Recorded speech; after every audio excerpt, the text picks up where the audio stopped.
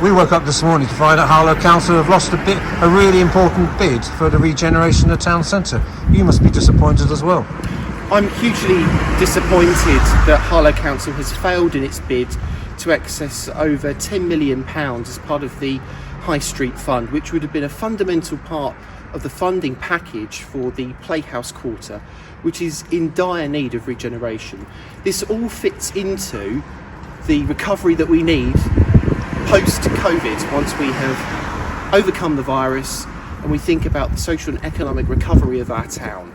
And the fact that the council failed is shocking, because, as has been reported, over 70 councils were successful, many of them Labour councils. The question has to be asked, with all the government help and assistance, because the government wanted to give towns this funding, this capital funding, why Harlow Council failed.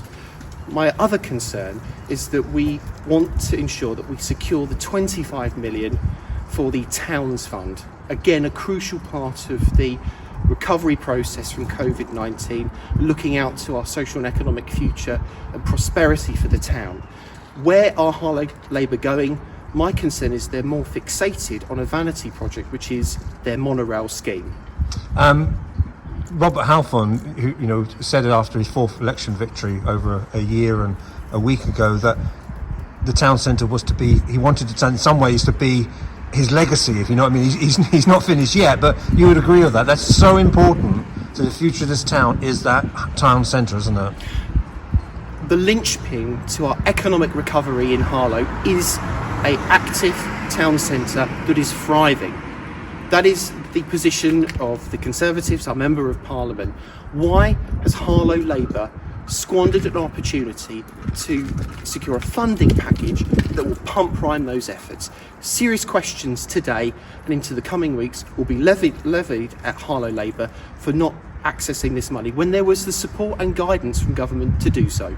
And we also noticed maybe earlier this month that when your colleague Simon Carter went through the capital plan, the building plans around the town in a agenda item, from Bushycroft to Stackfield, etc., and he felt there was a sort of drift in the plan, whether it's the spelling mistakes or actual execution of the plan. He got a horrendous time for it. But do you think somewhere along the line people might be concerned that there was almost a slackness in the approach of the funding as well, application?